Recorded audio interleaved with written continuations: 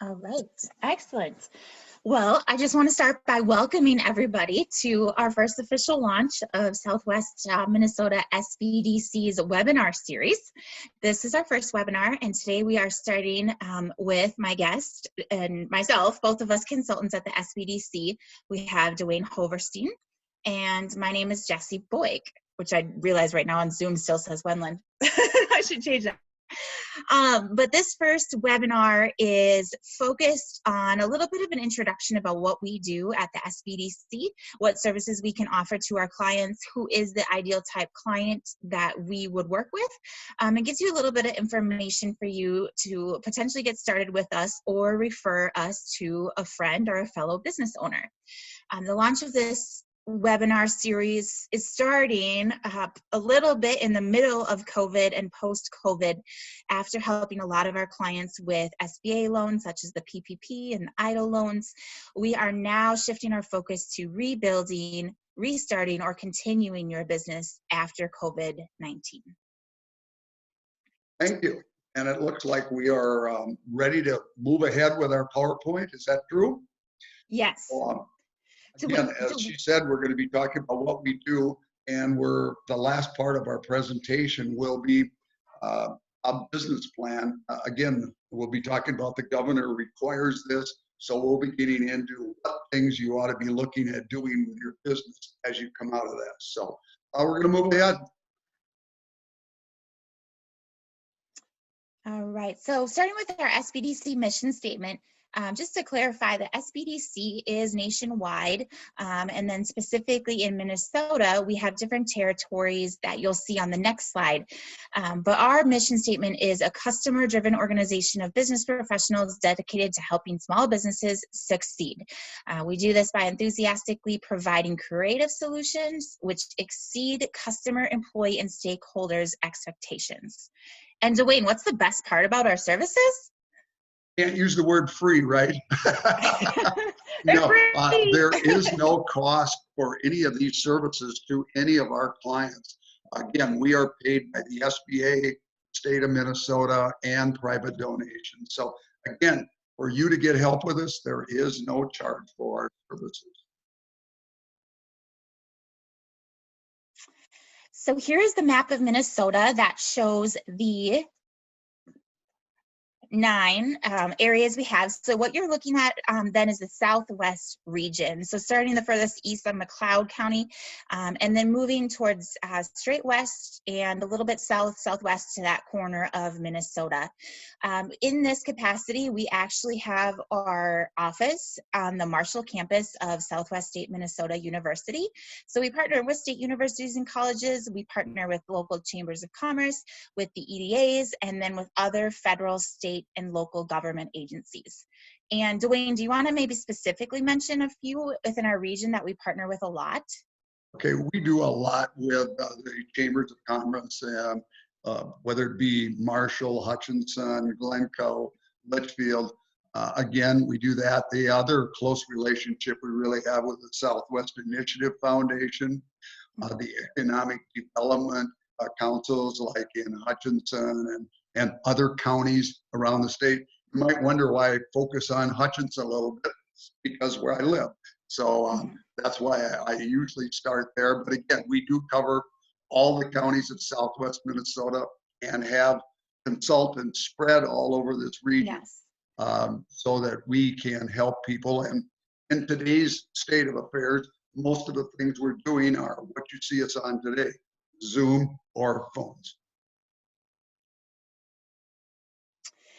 So who are we? Well, we are former, current business owners, former and current college educators. And then we all have areas of specialties. So Dwayne, do you want to start with a quick background, a little bit on your time at the SBDC, maybe how long you've been here and what you did prior to this? Aren't we going to have the rest of our presentation, or do I get the rest of the time? No, that's why I said short. Just to let people know, I've started and owned probably a dozen or more businesses myself. So I have the business background. I've got an MBA. I've also taught at Ridgewater College Small Business Management for 20 years. and I have been doing this SBDC consulting on the side for about 25 years. So I have been able to work with a ton of businesses. And if you think that we know it all, we don't. We learn every time we meet a new client out there that there are many things that clients are doing right that we can help share with other clients. And that's what's really kind of fun, is we get to share what other people are doing right. So again, we are just a conduit of information. That's kind of how I see us many times, and a cheerleader. Absolutely. And I know you have a lot of specialties, but what might be a couple of your favorite areas? I love working with people on business plans or cash flows to get loans with companies for their growing their business. Again, I like working with companies that are 3 to 10 employees, and also I work with many startups also. So I love working on that part of it, finding new ways to grow businesses. I love brainstorming with clients to look at ways that they may find other streams of income, or many times just looking at their financials. I met with a client this morning, and we had to revamp how they were bidding because how they were bidding wasn't making them money. It's really fun to know that 1 month from now, as they look at their financials, they're going to be totally different than they were before, because they're now going to be bidding their projects correctly. Mm-hmm. Awesome. Awesome. All right. So how are we funded? As in, again, remember the services for you are at no additional charge. So where does the money come from? Well, the Small Business Administration at a federal level and at a state level. Then again, our center is located on the campus of Southwest State University in Marshall, Minnesota. Go Mustangs, right? We have local donations from banks and private donations in our territory, in our region, economic development authorities, and then sometimes it does come from other event type funding. One thing I want to highlight, which Dwayne, I think we should add a slide, is the Hutchinson Enterprise Center actually has a satellite office. So that satellite office works well for us with anyone who would be wanting to meet in person at that office. That's an excellent satellite location we have too. We sometimes forget about that in our hometown. Yeah, we should probably put a slide like with a picture of the building and stuff. Anyway, we'll talk about that at the end. All right, Dwayne, I'm gonna let you, this slide was your baby. So how can we all help clients? This is like not again, this is what's fun about what we get to do. Every time we meet with a client, we have no idea what we're gonna end up talking to a client about. But the things we can help with is business growth, business plans, loan packaging, marketing, which I do love doing. I'm not as good as Jesse is here, but I love getting into marketing. Human resources. Again, human resources is going to be a much bigger talked about area over the next few years than it has been in years past. International trade, we just found out that we're getting a new consultant that will have expertise in international trade. So we're pretty excited about being able to offer that. Government contracting, selling or buying a business. Having done that about 10, 12 times myself, I already have a lot of experience. And succession planning. My son took over one of our businesses. Boy, that's an experience all in itself when you have a family member take over your business. But again, we've been through it, have experience with that. Social media, I don't even know how to spell social media, but somebody like Jesse does. Again, very important. Website and internet, again, we can help there. Cash flow and financial forecasting, which I mentioned, that's an area I really, I'm interested in. Organizing your business. Again, just finding better ways to operate your business. So a lot of areas, and again, we have different consultants with different expertises, and we will find the right consultant that matches up what your needs are. Yes. So like we kind of mentioned this already, but we do one-on-one consulting. So at this time, it's just an individual, it's a confidential conversation.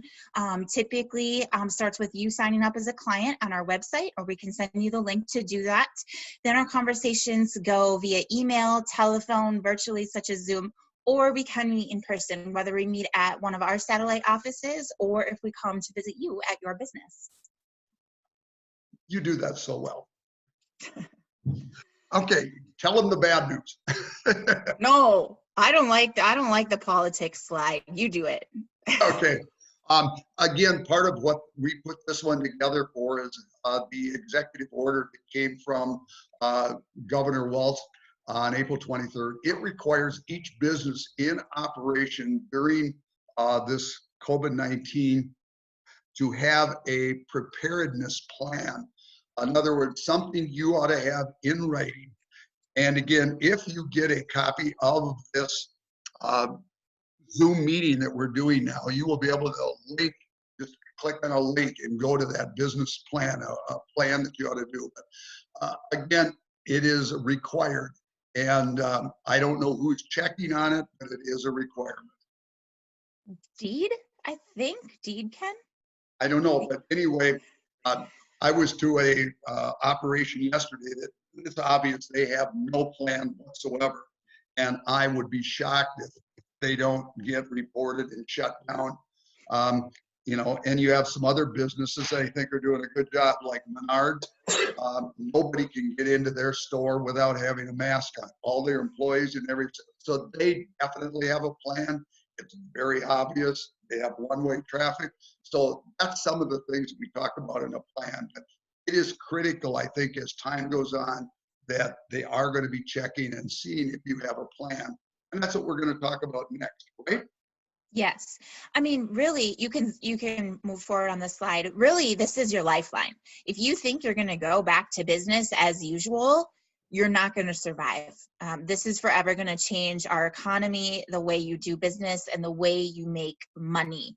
So as cumbersome, overwhelming, scary this might be, you don't have an option, and we want to be here to help relieve some of that burden. So this was the list provided. I'm not going to read it to you word for word, but this is the list provided on some of the areas that need to be addressed in your COVID plan before reopening. There's actually 2 slides of this, so you'll see these lists, and these are certainly individual areas of which we could help you with, as well as we could also connect you to other experts in these areas through our network that can help you with these topics as well. I had a neighbor communicate with me this weekend about that their son came down Sunday with a fever. And again, he called his company and his wife called their company, and both companies agreed they should stay home. They didn't know what they were going to deal with, but both companies had a plan that if somebody was, you know, connected to somebody who might, that they all had a policy that they should stay home. So again, that's some of the policies that we're talking about. And I thought it was great that their companies were proactive on that and they knew what to do. Mm-hmm. Yes. What's also great is the unique graphics that you added to our slide, Dwayne. I thought it would help a little bit, Jesse. I wanted to make sure we understood what we were talking about. All right. So we're all going to wash our hands. I don't think we have a whole lot to say about these next slides. I don't know how you want to handle these. You've heard about it, but again, it's something as simple like this should be in your plan. You know, what you expect your employees and so on to do.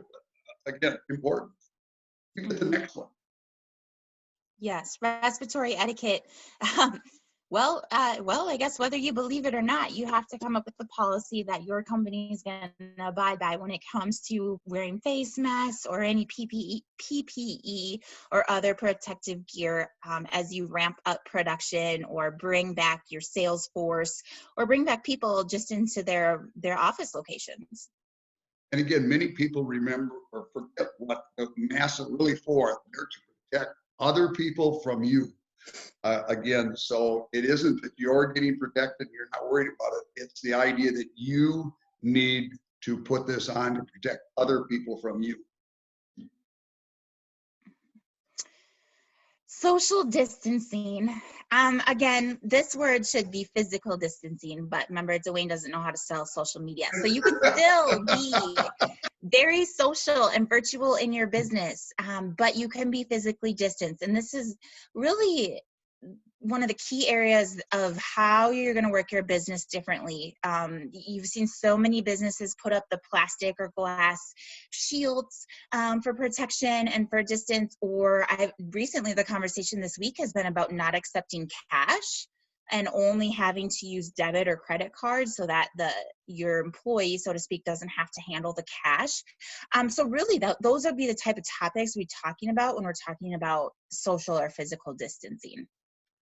As you can see, it makes a picnic a whole new type of thing when you have to sit at least 6-8 feet apart. But, yeah, they again, look important. Housekeeping, cleanliness, surprisingly for some of you HR directors, I've seen a lot of this falling under an HR role. If you don't have a maintenance team, a lot of those size 3 to 10 businesses aren't going to have a janitorial staff. So what does that look like, and how do you carry these duties amongst your current workforce? Again, many companies, even small companies, are just bringing in a person to do that daily cleaning. Just bring someone else in so that after hours it can be totally done. Again, I think it's money very well spent, especially if you're a company that got some of the PPP money, payroll protection. This is a good way to spend some of that money, just hiring that person to come in and do a deep cleaning every day. Big deal. Communications training. Have you had the employee yet who has been working from home for 2 months and has told you they don't want to come back? I think about this, and what does the restructure of your office look like? The virtual technology, how you relate to your vendors or your clients. I know, in the health world, it's been the telehealth, maybe new software you've implemented. But all of this needs to have a training, and really an ongoing training that goes with it, so that it's not just something that is thrown in and, not really embraced by the whole organization. Yeah, and again, many companies are going to change how they're doing things just based upon their experience. I've got a son who was a vice president of a very large company, and it is working so well with their employees working at home that they may give up a whole bunch of their office space that they're leasing and continue to have a certain amount of their employees work from home rather than having all of that leased office space. So it is absolutely going to change the way we work and market and just communicate. All right. So there's another way. If you're thinking, I'm not exactly a client, but maybe you're a banker, maybe you're a chamber director in our area, or maybe you just know a lot of business people in the area, business owners. We can also use your help in these different areas. So we do host seminars, events. Usually they're more narrow, specific training on a topic, such as maybe something for veterans or maybe a local certification for a public officer. So you can help us by creating more awareness for these programs. Tell your representatives and local legislators about what we do and how we've positively benefited your community as far as increasing our financial contributions, and tell other businesses, your banker or your local public officer about our services. Yeah, and again, we have a close relationship with many of people like bankers and chambers and so on. But again, there are people out there. It's amazing to me every now and then I run across a banker who has never heard of the Small Business Development Center help and how we can help businesses and help them do loans. So when a business comes into the bank, they have all of the documents prepared for doing a loan and have the information. So this is some of the things that we can do, and especially as we're going through a time like this, that we can actually help businesses restructure, reorganize, and come out of this thing flying high. Absolutely. So for further questions or to sign up as a client of ours, you can go right to this website link. The SBDC Assistance is actually the website for our Southwest Minnesota office location. You can sign up right there. It's a quick link. The phone number and the email provided is the phone number and email for our primary office, but we'll also provide information for Dwayne, or maybe not Dwayne, maybe just myself directly. so that you can She just realized I'm one of the laziest consultants we have, but no.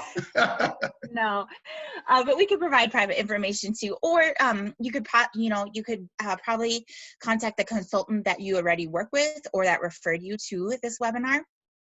But once you sign up as a client for our services, there's no additional charge for you. There's no length of time necessarily that you are allowed or not allowed to work with us. And like I said, we can work on so many different aspects of your business that I'm sure we can find a way to help. Excellent. Well, thank you, Jesse, for this great bunch of information that we've received.